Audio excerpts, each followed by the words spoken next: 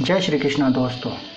एक मनुष्य अपने लक्ष्य की प्राप्ति के लिए कैसे सफल हो सकता है, एक मनुष्य अपनी साधना के लिए कैसे सफल हो सकता है, एक मनुष्य अपने लक्ष्य को प्राप्त करने में असफल क्यों हो जाता है, एक मनुष्य की साधना क्यों नहीं पूरी हो पाती है, इसकी सफलता और असफलता के पीछे क्या कारण होते हैं या क्या कारण हो सकते हैं, आइए इसको समझने की कोशिश करते हैं। किसी भी कार्य में सफलता पाने के लिए जो मंजिल तय करनी पड़ती है उसे साधना कहा जाता है। इस साधना में यदि विघ्न बाधाएं उपस्थित हो जाएं तो प्रायः मंजिल बीच में ही अधूरी छूट जाती है। जीवन का भौतिक पहलू हो या आध्यात्मिक, कोई भी निरापद नहीं है। सांसारिक कार्यों में सफलता पाने के इच्छुक व्यक्ति मार्ग में पड़ने वाली आर्थिक, तकनीकी, प्रतिस्पर्धा आदि बाधाओं से छुटकारा पाने का मार्ग पहले से ही निर्धारित कर लेते हैं अथवा उनका सामना करने के लिए कमर कसकर तैयार हो जाते हैं। अध्यात्म मार्ग में भी कम विघ्न बाधाएं नहीं होती हैं। आध्यात्मिक एवं सांसारिक उपलब्धियों की बाधाओं में अंतर मात्र इतना ही है कि भौतिक प्रगति के मार्ग में बाहरी विघ्न बाधाएं अधिक होती हैं, जबकि आत्मिकी क्षेत्र में मनुष्य की स्व उपार्जित विघ्न बाधाएं ही प्रधान होती हैं। आत्मिक मार्ग के प्रत्येक पथिक को महान कार्यों, ईश्वर प्राप्ति आदि के मार्ग में आने वाली प्रमुख बाधाओं से परिचित होना अत्यंत आवश्यक है।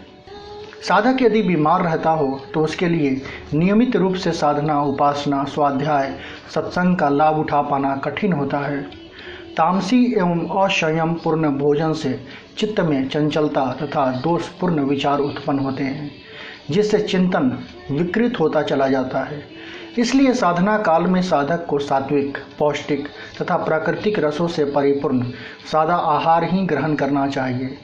बड़े और महान कार्य समय एवं श्रम साध्य होते हैं। इसमें शंका आशंका करने वालों को सफलता नहीं मिलती। इसके लिए दृढ़ विश्वासी संकल्प के धनी व्यक्ति ही इसे सफल कर पाते हैं। बार बार संदेह किसी भी कार्य को असफल ही करता है। गुरु बनाते समय यह ध्यान रखना चाहिए कि वह उस विषय विशेष का पूर्ण ज्ञाता हो। अनभिज्ञ अल्पज्ञ व्यक्ति को अपना गुरु या मार्गदर्शक बनाना अनुचित है। सच्चे साधक को प्रसिद्धि के विपरीत ठोस कार्यों द्वारा साधना को महत्व देना चाहिए। पूर्ण सफलता मिल जाने पर यश छाया के रूप में पीछे पीछे दौड़ने लगता है। किसी भी कार्य को ठीक एक ही समय पर नियम पूर्वक करते रहने से उस कार्य की आदत बन जाती है। नियमितता के अभाव में कोई भी साधना सफल नहीं होती। कुतर्कों को त्याग कर साधना को आत्मा की आवाज़ सुनना और उसका अनुसरण करना चाहिए, क्योंकि सामाजिक रीति रिवाज, मर्यादा, धर्म, ईश्वर, अस्तित्व यह सब विषय ऐसे हैं जिन्हें तर्क द्वारा हल नहीं किया जा सकता। आलस्य एक भयंकर बीमारी के समान है। आलस्य के वशीभूत इंसान अपनी कार्यकुशलता को ही खो डालता है। आलस्यवश कार्य न करना तो पतन पराभव का कारण ही बनता है।